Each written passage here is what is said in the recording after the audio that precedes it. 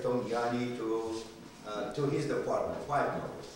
And over there I worked from December 4th, 1967 until my retirement of 83, last of June. What would be a mental picture for you of your time at the Iron Company? Well, it was, it was feeling like one big friendly family. That's good. It was looking at all, there were people working from all over, from Chester, from Philadelphia were working here, from Norristown, from Pottstown, in 54 or something. A lot of people, when Park Mural started, a lot of people from coal region came over. And they got some jobs, there was available. So there was a great relationship among the workers. Right. Would you say this would be because they were all in a union or just all worked at Phoenixville? I think in spite of the union. I think it was I picked the other guy up. It was people working together. It was like a teamwork. And at one time was like a competition. A 24-inch mill. One shift makes 12 hits. We have to make 13, and so on. But see, my problem is the only iron worker I really knew was Ed Palmer, and he said he spent most of his time sitting on a toolbox. So I mean, that's you know Ed Palmer. Is that right? Is that right? If I may relate to attitude, it was working until Labor Day, 57, sort of a competition. And then shut down all of a sudden. Labor Day shut down until further notice. For 2 months we didn't work. Then when we went back, sort of changed attitude. Some people more than the others maybe. So we were scheduled Wednesday through Friday. And when paid holiday was in a 2-week pay period, so we were laid off until further notice, because if we did not work in paid period with a holiday, they did not pay us the holiday. Okay. So it was attitude changed, and then was falling down. But basically, your memory of the Iron Company is a family. It's a family. Okay. It was so you were a worker, and you I understand, were a supervisor, right? My supervisor with the longest time was engineering. Were you in engineering? And drafting people. What is your feeling? Of course, you're in the drafting. What is your feeling about the place? Well, if I may, the longest supervisor was Mr. Tonyani, and did not feel like he was a supervisor, like a friend, like a friend of a family, maybe older friend, But he treated everybody felt with him this way. I would say, yes, honest, that everybody's about Joe. Well, let's hear from Mr. Tonyani then. Why don't you tell us, and because now we've got the labor and now I guess we got management. So let's. What do you? In other words, what is your mental picture of your time at the Iron Company? I was brought here by Phoenixville Corporation from Italy, because they bought the machinery there to produce seamless tubing. And I came over, I supposed to stay 3 years to train the people. I'm still here anyway. And like Reverend said, we were like a family there. Daily I was in touch with every employee we had in the mill. For 2 reasons. One, because I like to talk with the people, explain, because this was a new thing for the United States. Matter of fact, it's still the only forging mill in the United States, the one down there. And the second was because I had to train these people, because nobody knows anything whatsoever about the pipe. Some, they don't know if the pipe have a hole in the middle. Just to give an idea. So I had to be in touch with everybody, and I was glad because I learned the English I'm speaking today. So when I came over, I wasn't able to say yes. Well, then, was Mike your interpreter? I give him a lot of trouble. I always walked in his office and said, Joe, Uncle Joe, I had to call him. Uncle Joe. Yeah, I had to call Uncle him. Joey told me that. Yeah, and I says, everything okay, Uncle Joe? He says, take the bike out. I It take was the a bike. great place to work on there. I'm very sorry it's closed now. When I go down there once in a while, they call me back. When I go down there, I cry. I got a tear in my eye. How many years did you work there? 29. And I work in the by me only. The rest, I don't know what. Okay, let's move on. Well, I started there. And once again, your name? Sure, Joey Sure. Joey Ashura. And he's not Oh, I Japanese. started in the labor gang. And I What worked year? Worked myself up from the labor gang up to foreman. I've done every job down at iron company, run every machine down there. And what I liked about it was everybody worked together like these fellas said. Never had no trouble. We had a good crew. And How many people, when you were there, total were working in the tube company? Just in the tube mill? no, I worked the open arts. You were in the open heart. I- What would be total I number made of the people? steel down there. Well, no, he made the steel and give to them. Yeah, okay. It was all together, it was 1,100 employees. 1,100 employees. In what year was this peak, 1,100? I think we are talking about 78, 78. when the milling was in full force. No, before, because 76 we closed the structure. I talk about maybe 72, 73. 72, 73, okay. And you made the steel? That's right. Okay. And I gave him the scrap. You gave me the scrap. Yeah, he sent the stripe up there, and I done everything down there. Like I started in the labor gang, I worked my whole myself up. Of course, not being having worked in the steel industry, do you have a memory of the heat of the ovens? Does that? I The mean, heat. Living with It it. was tremendous. in other words, I mean, When I is it a first living started- memory? When I first started down there in the open, I went second helping, and you had to open the hole to leave the steel out into the ladles. Man, I was quitting every day. I said, I never killed nobody to work this hard. How hot was it? Ooh, hot. Oh, man, I didn't know. Your clothes would just stick to you, like press right to you. Did you want to take clothes off or keep them on? You can't because of the burn? I'm going to have to wear long johns. The more clothes you had on, the better. We always Was it? wore long johns, your heavy clothes and stuff. So your And memory... later on, they gave us asbestos coats. Okay. They were too heavy. But, Let's move back to Alex. Alex, you were, if I'm not, correct me if I'm wrong, weren't you the head of the union? I was at one time president of the union. When did the union, 79. when did the union come in?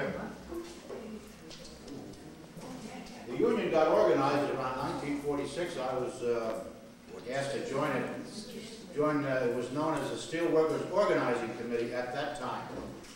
But then after the early 50s, when the plant shut down in 49 and reopened, then the United Steelworkers of America became the representing union for the working. What was the reason for the 49-50 shutdown?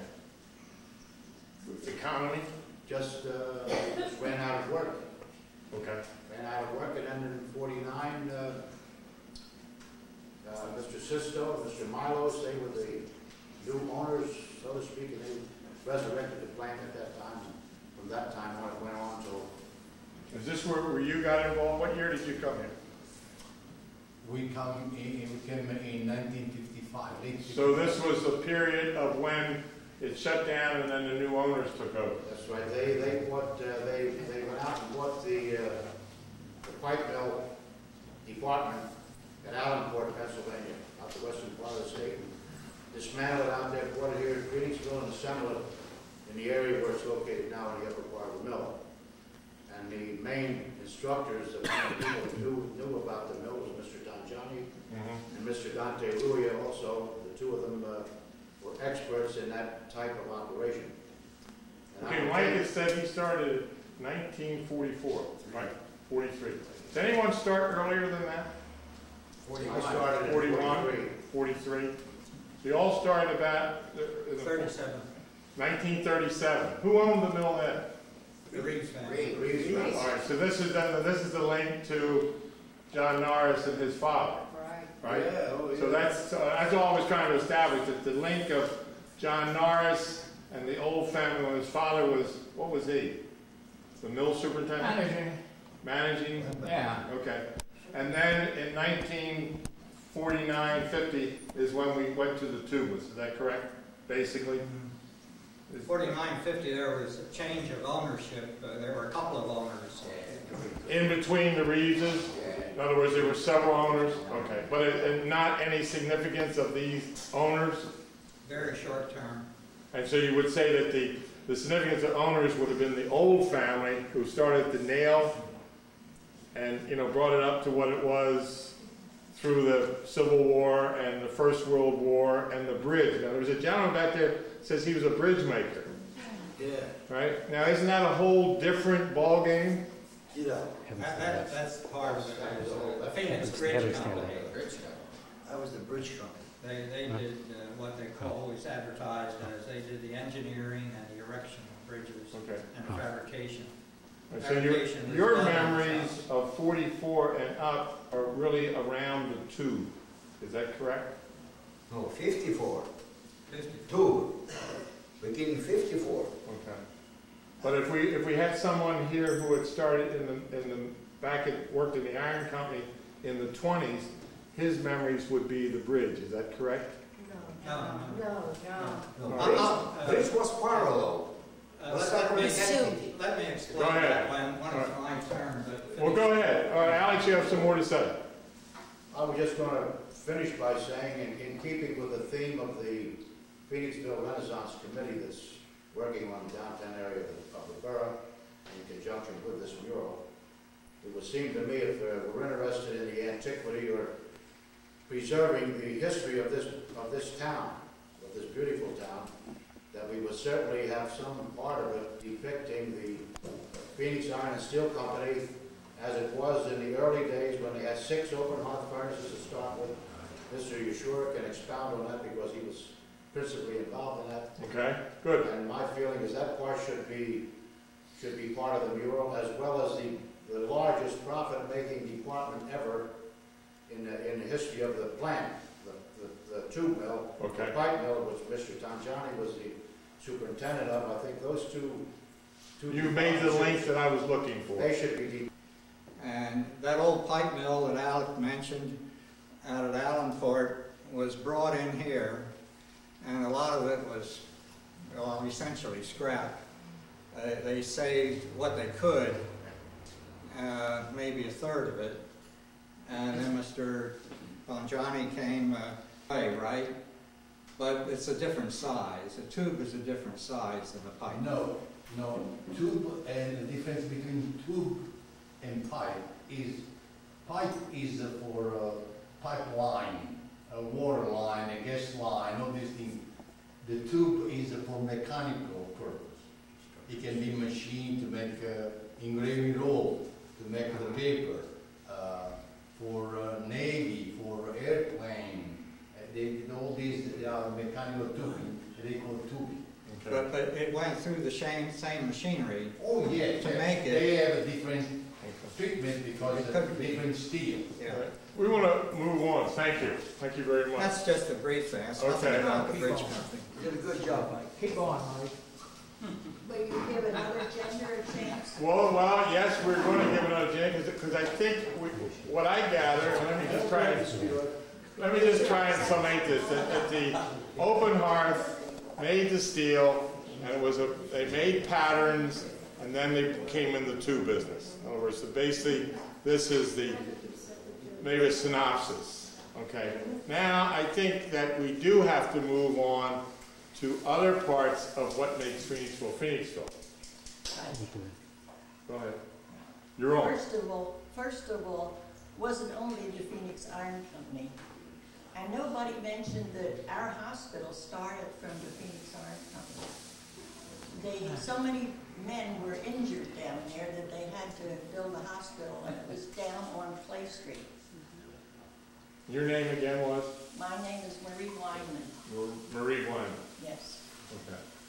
And they built that little place, they had that little place, they converted a home for the hospital And that was right down on Puddler's Row, I think. Puddler's Row, which is right behind the, well, right near the I used to be mural. a little village in it. Right there by the mural, isn't it? Is that right? Under the Marie? Gay Street Bridge. The which one? Mill Street under the Gay Street Bridge. Oh, no, that, the other, down the other way, she's talking about. Yes.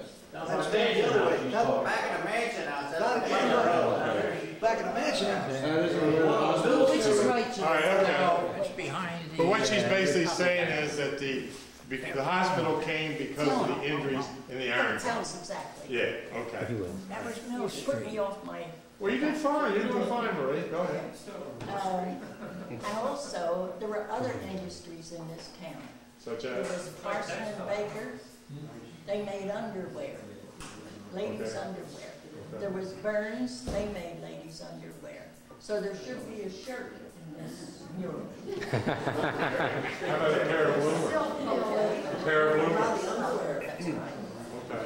So your memory is not the heat of the open hearth or the train or the iron I never company? worked at the iron company. And so your memory is of what, besides the hospital? Did you work at the hospital? Business, Business? yes. Okay. And the business section of Phoenixville was East Bridge Street, right across from the iron company. Okay. And all the businesses concentrated there. All the stores were there on East Bridge Street. Okay. And Grocery stores, everything. clothing stores, but all facing, once again, they're close to the iron company. They're on Yeah, East but Bridge they Street. had No connection, but they're except the women. geographically. The wives of the workers in the iron company, they didn't spend their money. All right.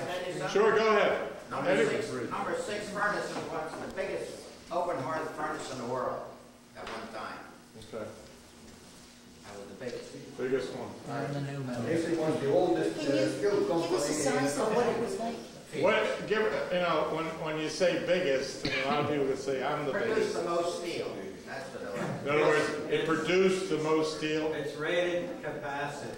rated capacity. They have 150-ton furnace. That's right. The other furnaces were rated 125. Okay. Okay. Now Maria's opened up a story of business. She's opened up a story of hospital. What are some other memories that people have? I'm not finished yet. Go ahead, Marie. Go ahead. Let's all listen to Marie. Yes, let's all listen to me. That's all I have to say.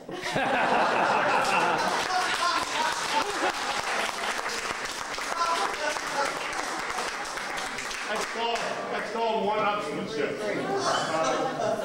We're going to have coffee, so when it's ready, just wander up and get what you want, but we want to keep this thing moving along. John, you have something to say? Yeah, my most pleasant memory is Bridge Street entirely filled with stores. Going down all the way east to what is now Star Street. They were just filled with stores. They're all doing business. Types of? And What kind? Clothing? oh, groceries especially, and Jewelry stores, oh, your two furniture stores. You couldn't beat them. McCarriers and Bishops. They were both on Bridge Street. And then there was Berman and Weiss. This is John Norris. When I worked for the Republican, they owed us a little bit of money, so Joe Usually, who was in the managing editor there, said, all right, what we're going to do, we're going to come over and take out what you owe us in merchandise. So I think I got a radio out of it, but they got a lot of good stuff from Berman and Weiss. And they had to do that to get rid of some of the debts they owed us. And then after that, I closed out. Is it true that Newman, the furniture that his father started on the north side, going around in a cart? Does anybody remember that? Yeah, a little cart. And that he would sell your furniture on time? Well, I don't know about that, but whether it's sold on a time or not, but. They all sold They all all the had time. all Did it? Time. That's what I heard, that's how his father Nobody started. had any money. It was the Depression days, no one had any money. Okay. So you dealt with whatever it was you could give or take. That's what you dealt with. Now, your family was, your maiden name is, My maiden name is Campbell. and you were a native of Phoenixville. Yes. And what is your memory? Well, my memory of the town itself is a very bustling, busy kind of place with many, many people. The stores used to be open on Friday night, and everybody came to town on Friday night. Jack can tell you about that. He worked down on Bridge Street for many, many years.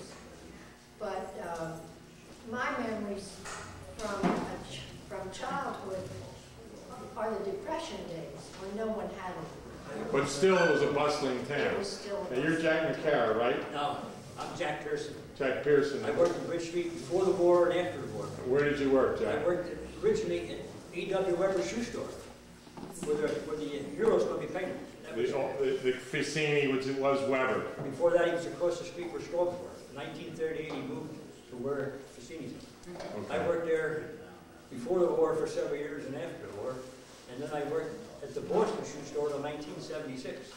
That was the corner of Bridge and Bank Street. Is your impression the same as Joe, a bustling town? People don't realize. People, had the art company, that was an occupation, so it was very good. But the town was the center of commerce. At that time, people came from Schranksville, Greater Ford, Chester Springs, Kimberton, every place. This was a center of commerce. As far as Schranksville? The Greater Ford, Schranksville, Limerick, and Oaks, and Montclair, any place you could think of. Because it really was not, it was Norristown and Norristown and Phoenixville. Norristown, that's all. There's And then nothing next in would be, I guess, Reading, right? There's nothing in Collegeville. And then it'd be Westchester the other way.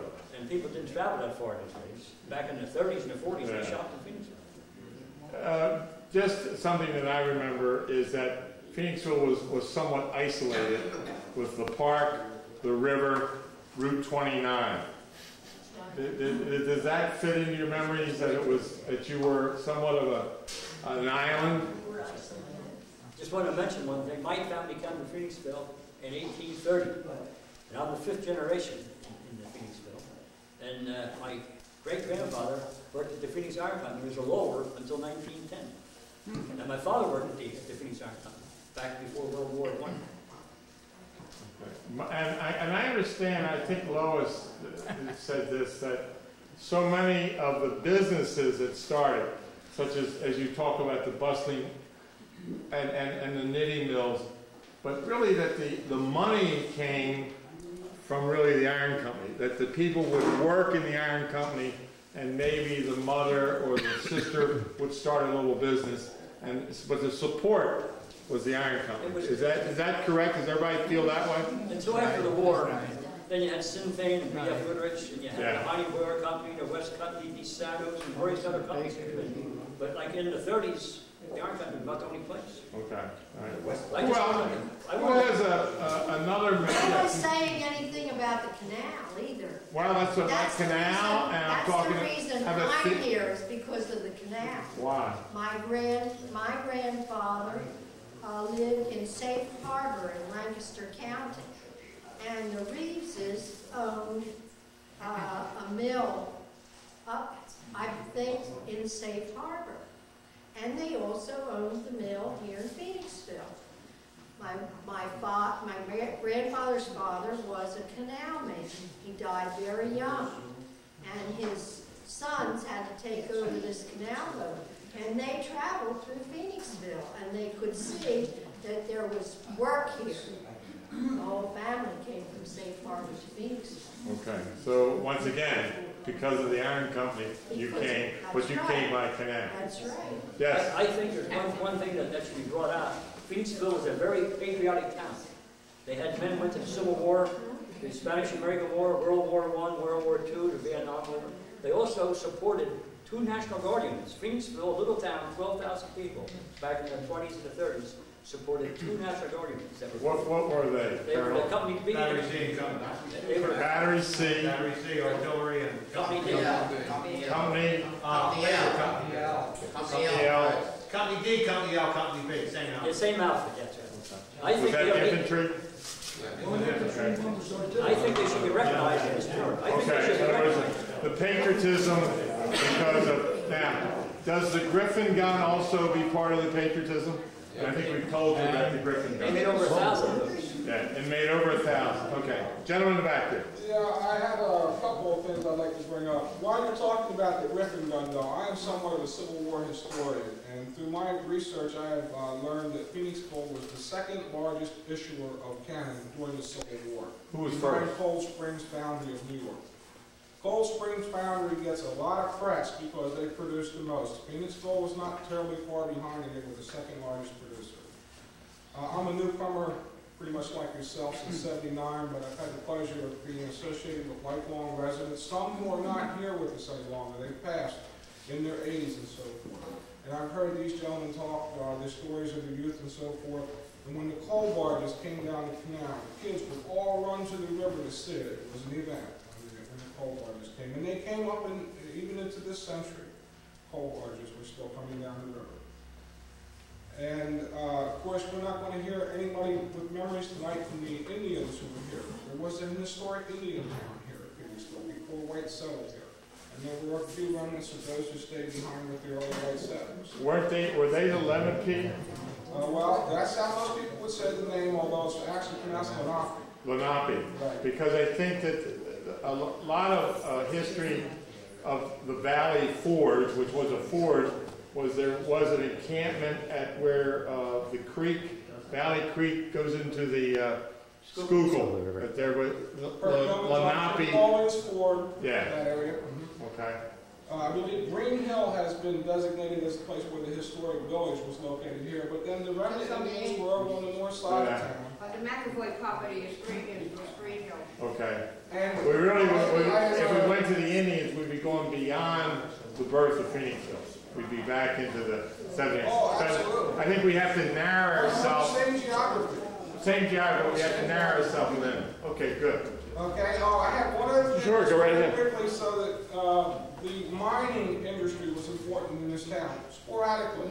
But Mr. Pickering, when he came, he thought he had the delightful story. He thought he had discovered silver in the hills up here.